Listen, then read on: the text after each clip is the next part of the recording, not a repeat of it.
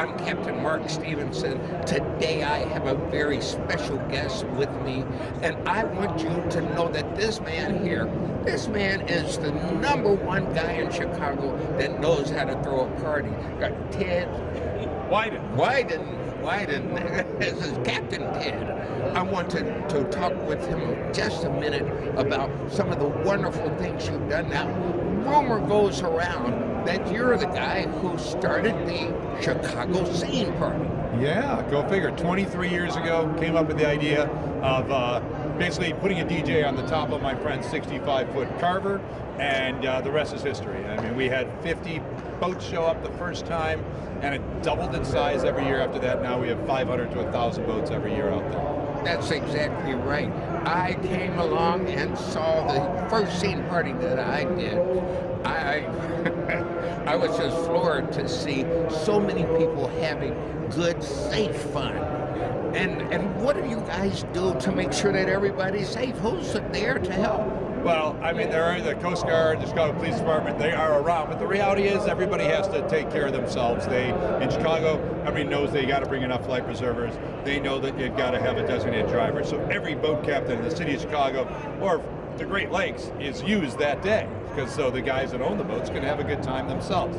So we have a lot of good captains out there taking care of everything and making sure that everybody is as safe as they can. And for the most part, it's been a very, very, very safe adventure. But boating itself can be dangerous. You just got to be with a good group of people that know what they're doing. Otherwise, anything can happen. Do you think that most of the time people have so much fun out there that they forget about being safe?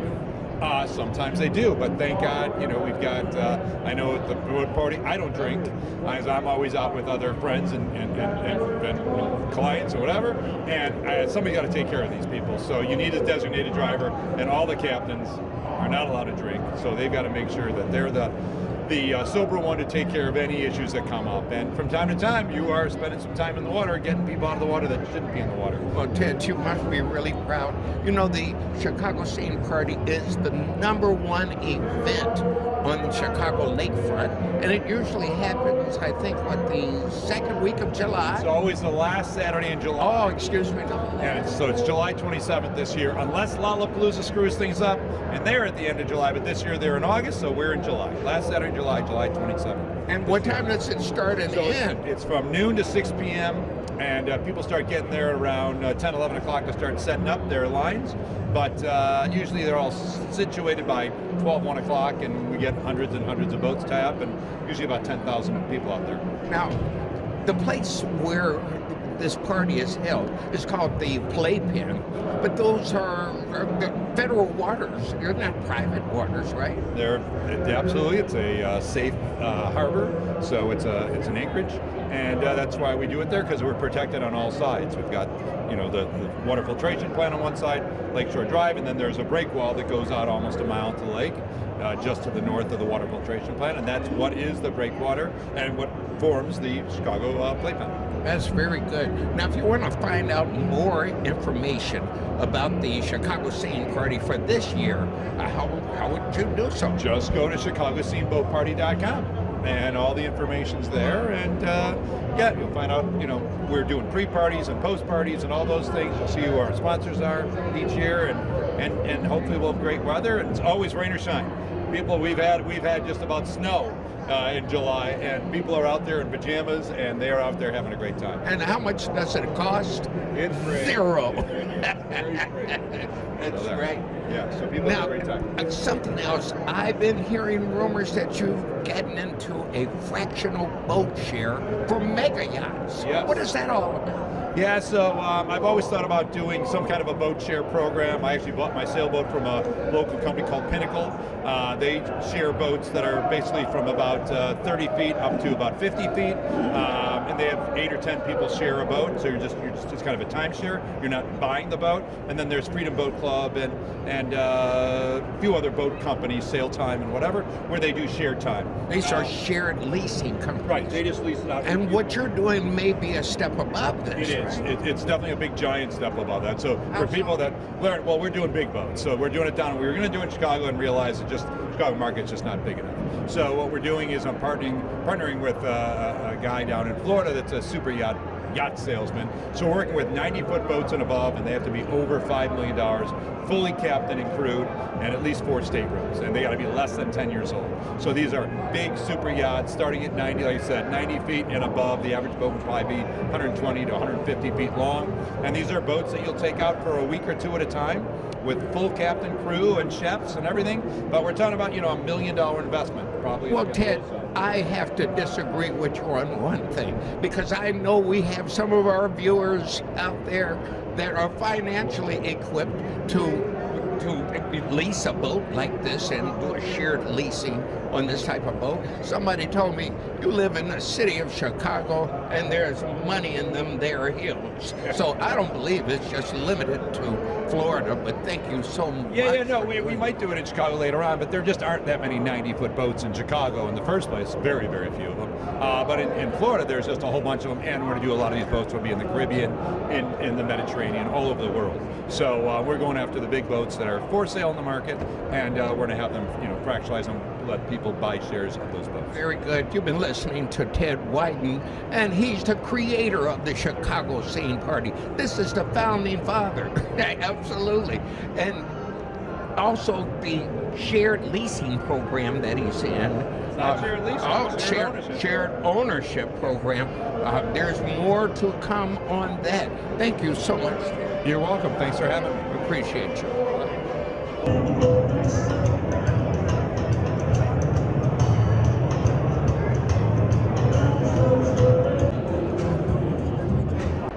Hi, folks. I'm with Bradley Twait today, and man, oh man, do I have a treat for you. The wooden boats, that's right. They're still making boats out of wood. In fact, it's a totally different game rather than those cookie cutter fiberglass boats that you might be seeing on the lakefront. Tell me, why wood? Oh man, I mean, this is like we talked off air. This is where boats started, being made of wood, and they've turned into the fiberglass boats that we know today. And there's something unique. They're works of art. They're handcrafted. It takes us to a different place in time. When we ride around in these boats and enjoy them, and people see them, and that's the reasons why I like the wood boats. But the craftsmanship that has to go into these types of boats must mean that they must be double, triple, or quadruple the price of a fiberglass boat. Is that so? No, not at all. It depends on the level of finishes that you're talking about. On a fiberglass boat, we're right in the wheelhouse, so to speak, in pricing. We're sitting here with a boat that's 28 feet long. This is a 2023 Standcraft, and the list price on it is $675,000. Really? $675,000? That boat looks like a $2 million vessel if I've ever seen one. People are shocked, actually, when they pull up and ask about pricing and whatnot, that they're thinking this is a whole lot more money. We hear that all day. So, you must cut corners on someplace. What about the electronics? No, we have full electronics packages on the boats, and all the quality is there. Talk to us about the safety compared to the other boats that we see here at this show.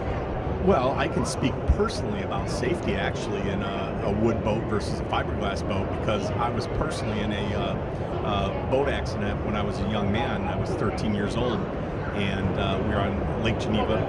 We were in our wood boat.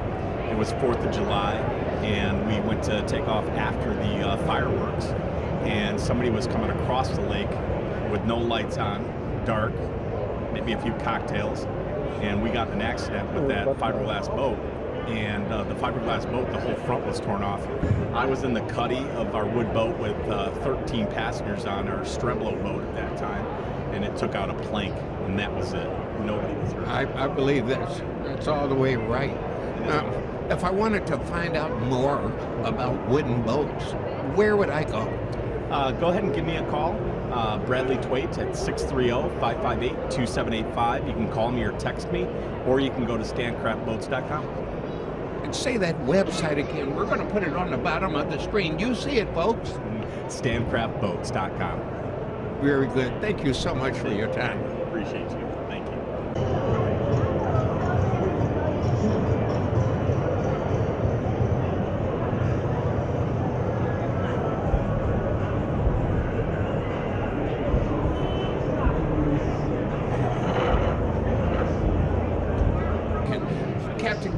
you so much for taking a moment with Thank me. you, Let Captain me get Mark. right into it. Got to ask you about the training that you're doing with Carefree Yacht Boats.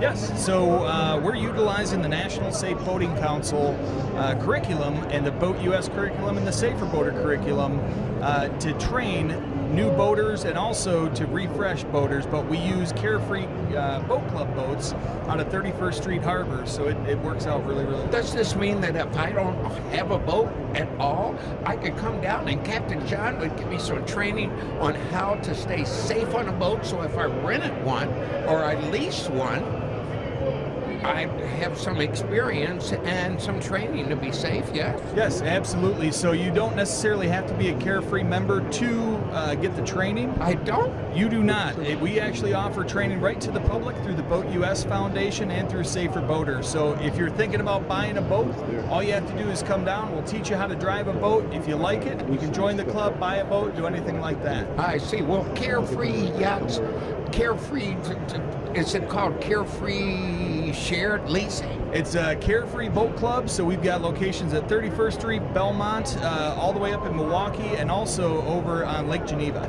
Wow, that's amazing. Now let me ask you about something else. You gave me last year a box filled with some chemical called Narcan, a nasal spray. Can you tell the public about that? Why did you give that to me, and what do we do with it?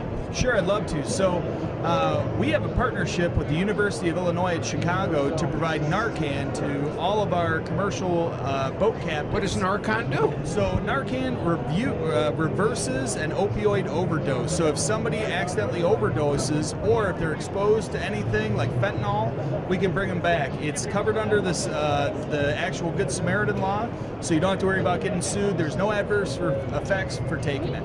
I have to tell you, we had an experience where a young lady, she overdosed from opioids, and that Narcan was right on the boat, and it was on the boat because you gave it to us. Not only did Captain John give us Narcan for our boat, but we were able to get enough Narcan from him to pass out to many, many other boats. And I just wanted to thank you and thank you in front of the public for doing the work of a yeoman for sure.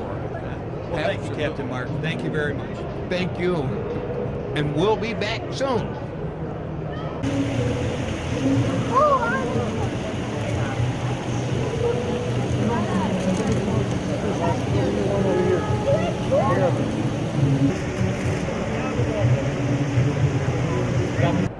Well, now we're on an airboat, and I'm privileged to be with Illinois Conservation Police Officer Tom Davis. How are you doing today? Doing well out here at the Chicago Boat Show.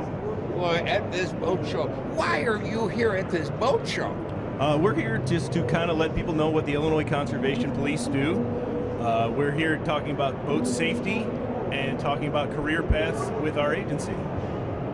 Now, speaking of career paths, you know, I have to say this. Growing up on the waterfront, and it just seemed like during the early years, we always ran from people that looked like the police.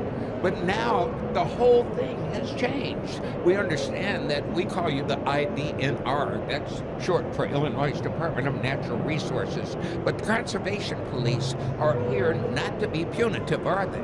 Correct. I mean, our goal is to let people know that there are some rules and regulations that they need to follow, and we will enforce those laws, but we want people to understand that we're here to help them.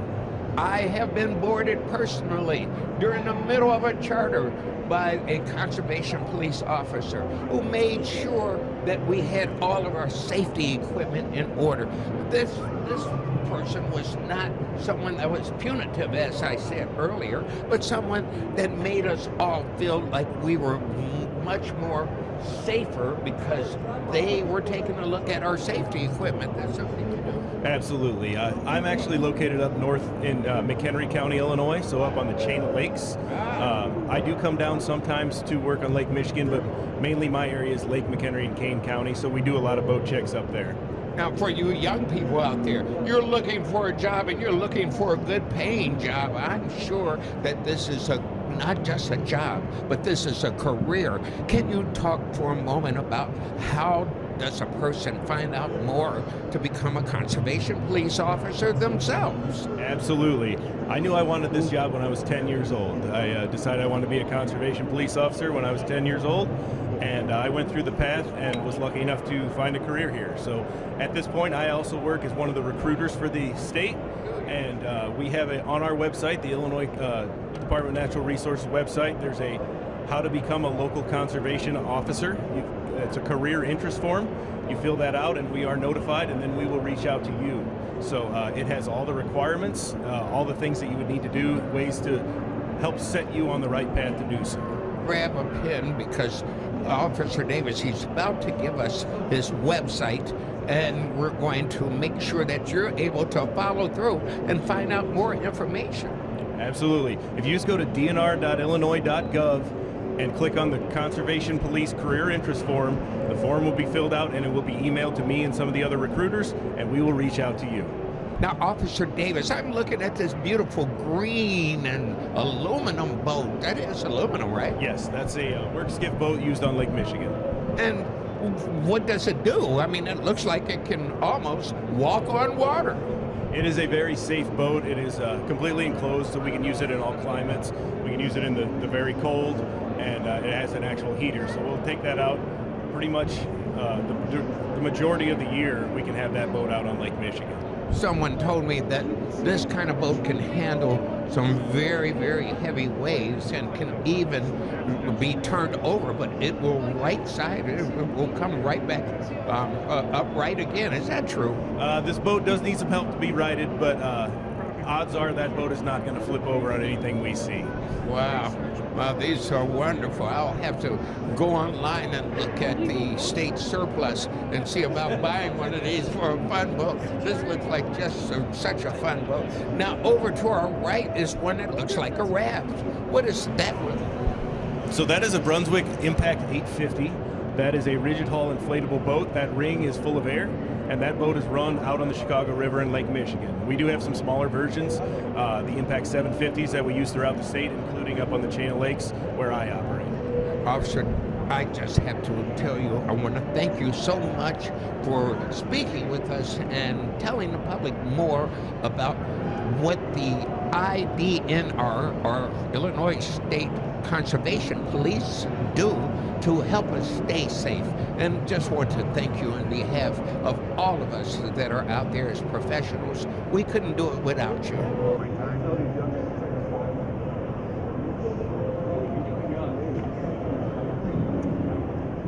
Officer Davis, I want to ask you about this internship program. I understand that their doors are open already for people that may be interested. Yes, there is. We actually also do a ride-along program where people can come out and do a one-day ride-along with the Conservation Police. They can reach out to the local office, find out the local supervisor in the area, and we can kind of run through and make sure that would work. People who are eligible for hire, whether they be college students, military personnel, they can come and do an internship with us. They can even check with their school to see if they can get college credit with it. So if you have any questions, you can go on our, again, career interest website, put that in the form, and I will contact you and see what we can figure out. Wow, I'm just so excited. You know, I finally found it. The boat of the show. That's right. With me, I have Paul Miller. Thank you so much for taking a moment to spend with me and to tell us about this wonderful. What is this I'm looking at? It was called the Aqua Air Car, the brainchild of Philip Christensen, a crazy guy from Phelps, Wisconsin, who at the age of 22 or 3 started drawing cartoons of a boat he thought would be a wonderful addition to nautical engineering. And he began with going to A.M. Deering in Chicago Engineering Company for blueprints. He sent his cartoons. They charged him $75 for the blueprints. He also wrote a patent attorney. He had the boat patented, and then he had the boat built up in Menominee, Michigan. But it looks like an airplane, not a boat. Take a look at this, folks. This is, I mean, Tell us about these, Well- these magnificent propellers. He modeled it after a P-40 fighter from World War II. I see. And so that was his concept, and he thought an airplane engine in front with a propeller would work just great. Okay. Now, what was interesting too, when we further over on the other side is a picture of the boat as we bought it, and a picture of it as it was in the 1947 Milwaukee Boat Show, with all the trim on it. When we went to pick up the boat, all the trim was in the boat. We didn't know that, and the current owner brought us a box with hundreds of pages of letters written back and forth from airplane engine companies, boat magazines, propeller companies, and in there he had written to the Continental Airplane Engine Company saying he wanted an engine for an experimental boat. I see that. But tell me this. What type of speed can you get from this experimental boat? Maybe about 8 or 10 knots. 8 or 10 knots. Oh my God, all of this, it looks like a missile. 8 to 10 knots, that's Well, his problem was hull design. now for our viewing public, how does a knot transfer into miles per hour?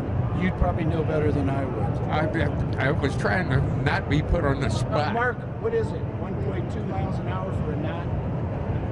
1.18. Well, that's close. Oh, Holy cow, okay. was that close. Very close, very close. I So pulled that out of here too, by the way. it's a beautiful boat. Just wanted to show the public this boat. We're taking a look at some of the still shots right now, folks. And I want you to really take a look at this boat. So if we wanted to find out more about this, boat, do you have a website or something we could go to? No. Wow, this is I it. have a 2-page sheet over there that explains what it was. Okay. Yeah, we have a flyer. Very good, very good. Folks, the boat of the show.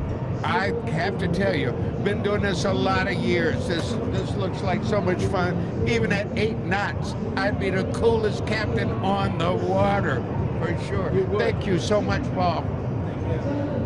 Hi folks, Captain Mark here again. This time I'm going to give you something very special. Do you know that Progressive does something really, really special at every boat show across the country?